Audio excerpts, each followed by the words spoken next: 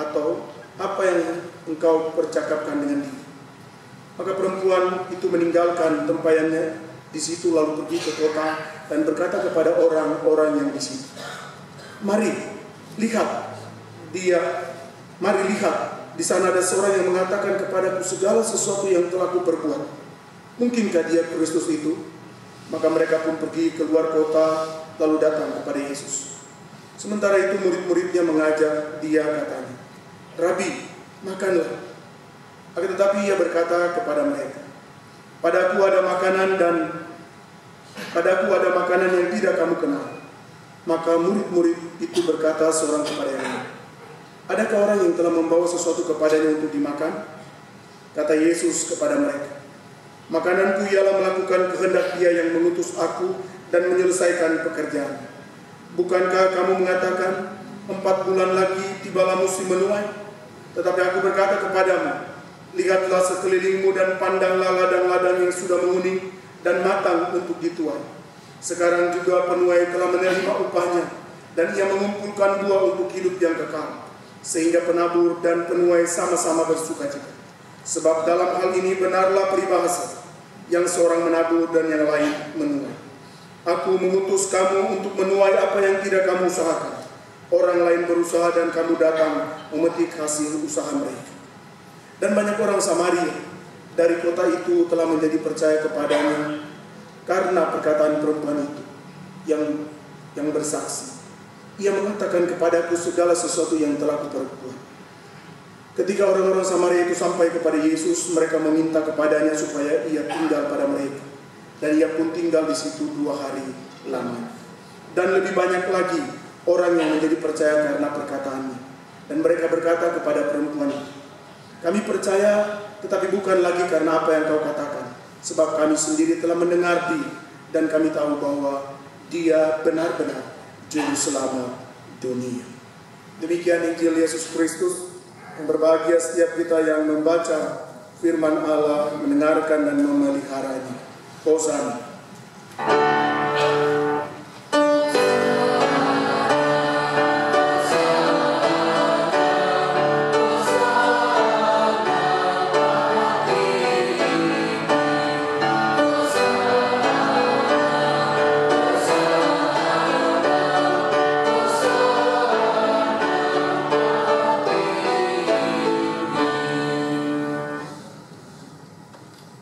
Selamat pagi Bapak Ibu Saudara-saudara.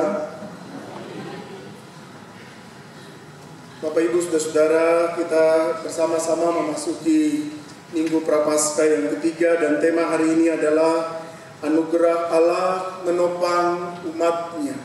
Anugerah Allah menopang umat-Nya.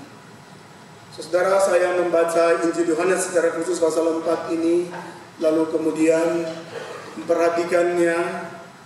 Kemudian muncul sebuah pertanyaan ketika saya selesai membaca, yaitu ketika kita mengatakan anugerah Allah menopang umatnya atau menopang kita, kira-kira apa yang bisa dapat kita tangkap dari teks yang kita baca sebagai sebuah berita yang datang kepada kita di hari ini bahwa Allah sedang menopang kita? Atau bagaimana caranya Allah menopang kita? Saudara, dari pertanyaan itu saya kemudian merujuk kepada ayat 16 sampai dengan ayat 18 dari Injil Yohanes. Di sana tertera demikian. Kata Yesus kepada perempuan, "Pergilah, panggillah suamimu dan datang ke sini." Kata perempuan itu, "Aku tidak mempunyai suami." Kata Yesus kepadanya, "Tepat katamu bahwa engkau tidak mempunyai suami, sebab engkau sudah mempunyai 5 suami, dan yang ada sekarang padamu bukanlah suamimu. Dalam hal ini engkau berkata benar." Saudara, salah satu alasan yang saya pikir pagi hari ini kita bersama melihatnya adalah Allah menopang umatnya dengan cara Dia datang mencari orang-orang berdosa, orang-orang bejat, orang-orang yang meninggalkan relasi dengan Tuhan Allah. Itu adalah cara di mana Allah datang ingin menopang umatnya, menopang saudara dan saya. Terbayang oleh saya Bila Allah tidak datang menjumpai manusia di dalam Kristus Yesus, maka sia-sialah pemberitaan kami dan sia-sialah kepercayaan saudara-saudara semuanya. Tetapi syukur kepada Allah di dalam Kristus Yesus, bahwa Allah datang ke dalam dunia ini lewat Putra Tunggalnya.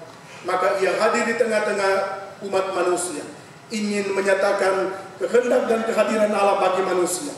Dan manusia menyadari bahwa hidupnya, baik di masa kini bahkan masa akan datang, itu terjadi dan dimungkinkan di dalam Kristus Yesus. Saudara, dengan memahami seperti itu, lalu saya kemudian mempelajari teks ini dan saya menemukan gagasan-gagasan itulah yang kemudian terdapat di dalam Injil Yohanes pasalnya yang keempat.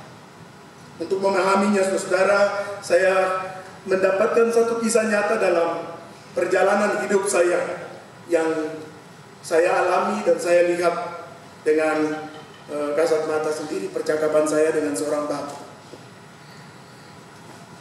Tahun 2002 saya datang ke Malang.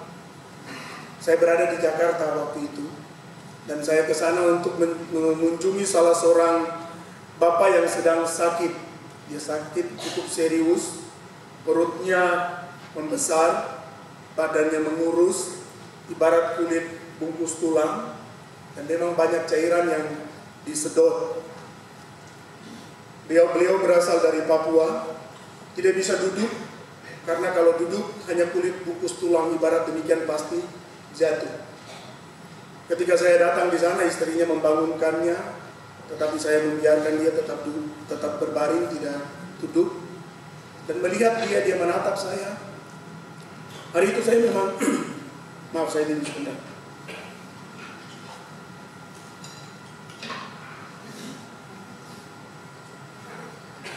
Hari itu saya memang merasa sedih melihat keberadaannya, karena saya kenal sosok ini di masa kecil saya.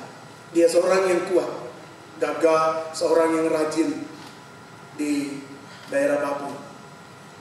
Ketika bercakap-cakap dengan dia, di masa-masa percakapan akhir kami, istrinya kemudian keluar, baru beliau berbicara kepada saya dengan berlinang air mata, bahwa dia pernah berselingkuh dan memiliki wanita yang lain. Saudara, ketika beliau mengungkapkan kalimat itu, hati saya iba kepada dia. Saya tidak merasa diri saya jauh lebih baik dari dia, enggak sama sekali. Tapi mendengar ungkapan itu, saya terharu di hadapannya, karena sesosok anak manusia ini juga menyadari dirinya sebagai orang yang berdosa dan tidak layak. Maka waktu itu saya bimbing dia di masa-masa akhir dari hidupnya. Saya bercakap-cakap tentang Tuhan, dan sejak itu, sebelum saya meninggalkannya, dia berkata kepada saya, "Fred, saya tidak khawatir lagi kalau Tuhan panggil saya hari ini. Saya siap meninggal, tapi yang membuat saya berat sekali adalah anak-anak saya masih kecil." Itu yang sebetulnya menjadi kekhawatiran saya yang mendasar saya. Melihat anak-anak saya belum dewasa, dan saya berada pada kondisi yang seperti ini. Saudara, saya menangis, teteskan air mata, karena bagi saya tidak mudah bagi seorang ayah yang masih kuat gagah di usia yang masih muda, tetapi akan mengakhiri hidupnya dengan kondisi yang memprihatinkan. Tetapi apa mau dikata, kehendak Tuhan selalu berbicara hal yang berbeda dengan yang kita inginkan. Tuhan panggil dia sesuatu. Saudara, peristiwa ini menghantarkan saya menghayati betul di hadapan Tuhan Allah bahwa almarhum yang saya kenal ini telah pergi adalah juga orang yang bersalah, berdosa seperti saya juga di hadapan Tuhan Allah. Tidak ada seorang pun yang baik dan layak di hadapan orang lain, apalagi di hadapan Tuhan Allah. Sepakat ya? Adakah di antara kita yang bisa merasakan dan menyadari dia jauh lebih oke dari orang lain? Jawabannya adalah tidak. Sekarang lihat kiri kanan, jangan lihat saya, bilang. Makanya jangan sombong. Ayo ngomong, jangan lihat saya, Bapak Ibu.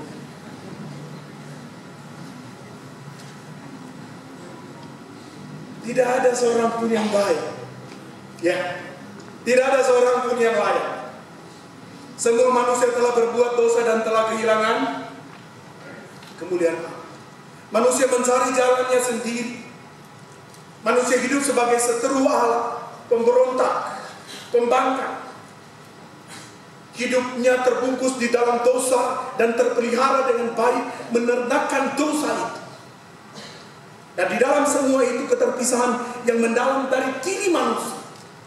Maka tidak ada solusi yang lain selain Dia yang penuh dengan kuasa. Allah sumber kehidupan itulah yang datang mencelikan mata orang berdosa dan menarik keempat untuk berdamai dengan Allah di dalam Putra Tunggal.